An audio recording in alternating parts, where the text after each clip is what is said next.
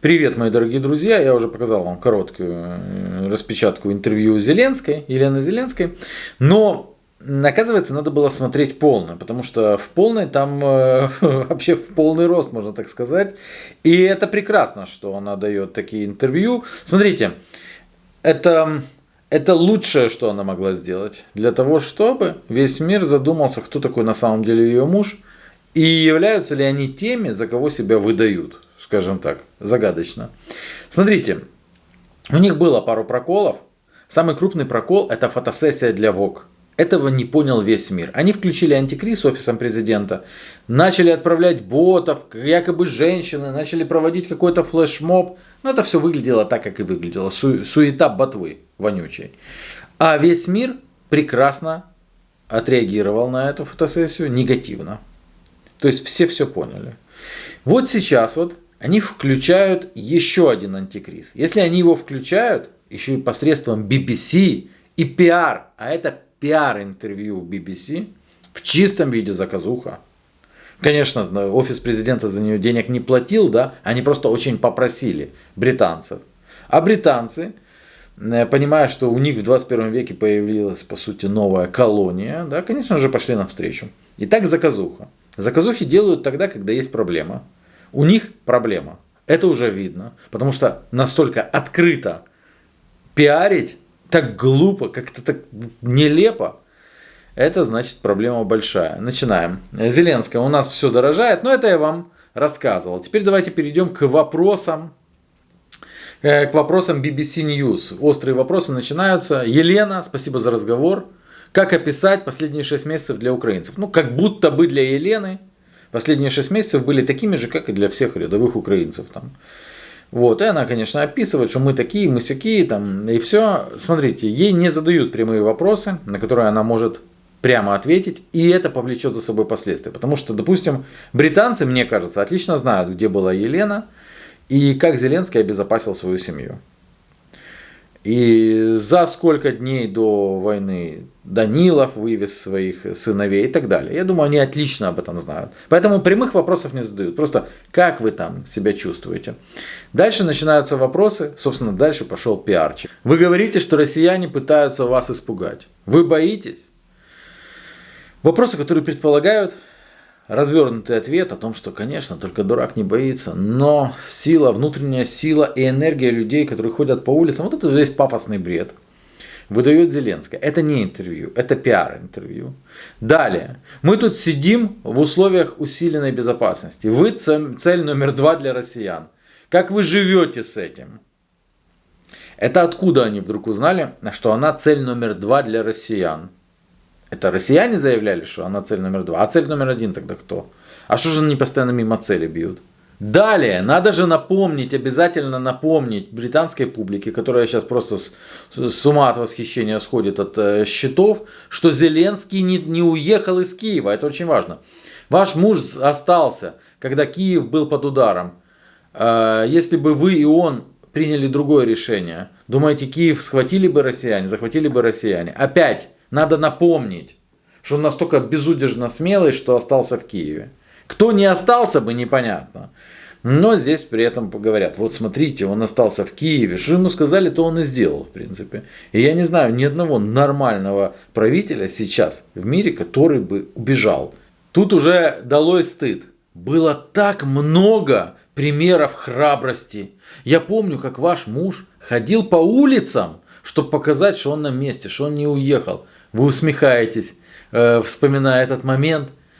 О, я совсем не была удивлена. Я знала, что он так сделает. Я знала, что он просто лучший.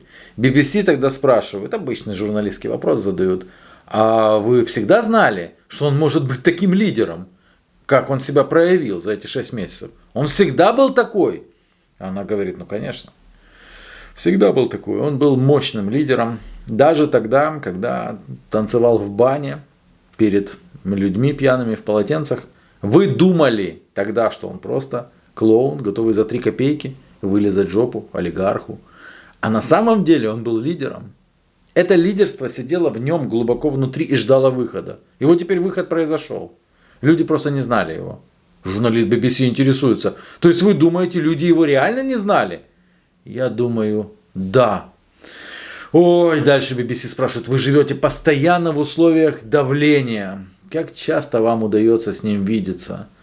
Ну и дальше мне, в принципе, не интересно. Ответы не так интересны, как вопросы. BBC говорят о ее возрастающей роли. Это будущий президент, скорее всего. Вы имеете публичную роль, которая постоянно растет. Недавно вы были в США, выступили с оглушительной речью в Конгрессе. Просили про зброю, короче, и так далее, да? Ну і BBC пишет, немає порівняння з тим, як страждають люди. Але у нас вдома в Великой Британии, тут уже идет отработка для британцев, что они должны понять, что Зеленская тоже очень сильно страдает. Главное, страдают люди, главное, умирают они, поэтому британцы должны потуже затянуть пояса. Далее там Борис Джонсон. У вас своя семья, ваша дочь, мне кажется, скоро будет учиться в университете. А ваш сын, я читала, вроде бы хочет стать солдатом. Что вы думаете про это? Такой тупой отработки пиара. Я не встречал даже иногда в украинских СМИ. Но мы встретили, вот с удовольствием встречаем это, или без удовольствия, на BBC. Это тупо такой позор, но дальше она отвечает, да. Кстати, дочь в каком университете? В Киевском, да, Шевченко? Или немножко, немножко западнее. А сын солдатом будет, наверное, завтра. Сколько ему, 6 лет или 7? Она отвечает, это маленький мальчик. И я, как мама, не могу радоваться, что он отказывается от других возможностей своей жизни. Так он уже стал солдатом или что? Он уже завтра от 2 идет уже куда-то. Это самое что? К чему это? И неужели они думают, что вот прочтя это, посмотрев это, британцы скажут, о, вытрут слезы умиления. Уже не вытрут. И сейчас я вам докажу, что они не вытирают слезы умиления. И я вам докажу, что она сделала хуже всем нам, украинцам. Ну и дальше все. Я могу сказать, как вам трудно находить вещи, которые вызывают у вас усмешку. Но как же жить в таких условиях? Ну, короче, тут Джонсон, ушлепок рядом с ним. Друзья мои, а теперь мы переходим к комментариям. Потому что для этого нам надо перейти на YouTube, на официальный канал BBC, глянуть и начать читать с топовых. Они все на английском. Вы можете переходить, нажимая на профили, и видеть, что это реальные английские англичане. Да? Давайте почитаем, друзья мои. Это же интересно. Когда я выражаю свое сочувствие одному из них, я ожидаю, что они должны сделать то же самое со мной. Я не жалею, что сделал пожертвование украинцам. Ну, определенно нужна наша помощь. Перед лицом новостей эта первая леди не видит борьбы других людей, как ее видят другие. Должен сказать, что ее слова немного разочаровывают. Это по поводу того, что вы свои копейки там считаете. Это то, что вынесено вообще, это главное. Вы считаете там свои копейки. Мы тоже считаем копейки. Может быть, было бы неплохо, если бы вы не пристыдили своих новых союзников, чтобы они были обездоленными ради вас. Немного благодарности не повредит. Все видят этот нахрап, все видят эту наглость, а вы там копейки считаете. Это не копейки уже. Это не копейки. В то время как они сдают свою итальянскую виллу российской семье за 50 тысяч фунтов стерлингов в месяц. Прямо сейчас. О, мое сердце кровоточит. Когда Елена считает свои миллионы и позирует для журнала Vogue, люди Европы платят. И когда все закончится, и Елена переедет в свой особняк во Флориде со своим израильским мужем, украинский народ похоронит своих мертвых сыновей. Так вдохновляюще. Серьезно. Другими словами, нам больно. Вы должны чувствовать себя виноватыми из-за своей боли. Я думаю, что люди, подсчитывающие свои копейки, могут вскоре также считать свои жертвы. Есть люди, которые не могут позволить себе хронические лекарства и еду. Это британцы отвечают нашей королеве. Очень наивное и оскорбительное заявление. Попробуйте сказать это нашим пожилым людям, как только наступит зима, и многие умрут в тысячи, так как они не могут позволить себе обогревать свои дома. Самое тупое, это самое ужасное, что Елена выступила как представительница всех украинцев. Тем самым озлобляя вот такие интервью, а это интервью увидит очень много людей, они озлобляют европейцев по отношению к украинцам. Это плохо. Она посчитала копейки, которые она сделала, позируя для Vogue. Сколько обработчики Зеленского дают ему лично. Эти жертвы – это цена за обслуживание интересов США, как если бы это были интересы Украины. Пока Зеленский не будет свергнут, Украина не подпишется на возвращение нейтралитета, будут потери. Кажется, у нее все очень хорошо. Лучше, чем у большинства из нас, по крайней мере, в Великобритании. Это не моя война. Это не имеет ко мне никакого отношения. Мы не должны давать этой коррумпированной стране деньги. И она должна держать рот на замке. Не знаю почему, но я чувствую, что война на Украине имеет нечто большее, чем кажется на первый взгляд. Почему мы должны страдать? Почему мы должны быть обездоленными ради блага какой-то далекой страны и войны, которая не является ни нашим делом, ни нашим долгом? Давно пора начать заботиться о своих, а другие страны предоставить самим себе. Я слишком занят, беспокоясь о ценах на еду и коммунальные услуги, чтобы беспокоиться об Украине или о ком-то еще. И мне плевать на мнение избалованной жены миллиардера. О, как тяжело это читать! Но плохо, что удар идет не только по ней, но и по нам.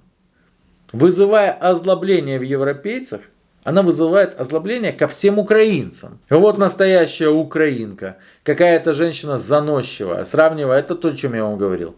Сравнивая жадность к большим деньгам, чтобы поддержать этот конфликт, который уже приносит пользу сверхбогатым, элите. Если бы она отдала деньги за свою статью в Vogue на благотворительность, или управляла бесплатными столовыми, или действительно делала что-то на передовой медицинской помощи, вместо того, чтобы выглядеть глянцевой и давать интервью, сталкиваясь с корыстными, высокомерными, неблагодарными людьми, которые могут ее слушать, но ее заявления, по сути, говорящие простым британцам, прекратить жаловаться и продолжать давать им деньги, подчеркивать, насколько коррумпирована Украина, Зеленский и О. У украинцев, у них нет сострадания к британцам и к другим людям. Настоящие простые британцы, которые умрут этой зимой и так далее. То есть пишут, это вот они такие все украинцы. Да нифига, не все. Кто ее выпустил? Кто продумал это интервью? Кто продумал тезисы? Потому что это же не ее тезисы. Это офис президента продумал вот такое, чтобы ударить по нам, по украинцам. Возможно, ей и ее мужу следует закрыть свои счета, зарегистрированные на британских и Виргинских островах, вернуть миллиарды, находящиеся на этих счетах, украинскому народу. Просто мысль. Хорошая мысль, кстати. И если бы я считал каждую копейку, потраченную на налоги за последние 5 месяцев, в Украине не было бы людей. Сейчас выясняем, какие на самом деле украинцы. Видите? Видите, как это плохо, то, что она дает такие интервью. Не кусайте руку, которая кормила вас оружием и деньгами, чтобы помочь. Британцы также, возможно, умрут на морозе. Будьте благодарны за помощь. Они увидели неблагодарность. Она тоже считает гроши. Наши гроши. Они могут согласиться вернуть нам деньги, когда выиграют. В противном случае давайте будем реалистами. Нам нужно сначала позаботиться о своих собственных. А она действительно выглядит так, как будто считает свои копейки. Вот в этом вы можете, в том, что это все вот правда, и что это топовые комментарии, вы можете убедиться, пройдя туда. Есть целая армия ботвы у офиса президента, но не англоязычная, и очень просто будет понять, что это боты. Когда они будут там комментировать, они сейчас бросят туда, конечно, свою армию. Там сейчас будут комментарии, быстро они накрутят, там по 1000 лайков у этих комментариев, там Glory Ukraine, там все, там мужественный человек, мужественный ее муж, я восхищен ее мужем, я хочу полизать жопу ее мужу и так далее. Но это будет, будет видно, это будет читаться. И может быть таким образом они еще больше привлекут негатива к Украине и к украинцам. Потому что она типа представительница Украины и украинцев. Вот такое вот интервью. Удар сильнейший по Украине. Спасибо, Зеленская. Пока.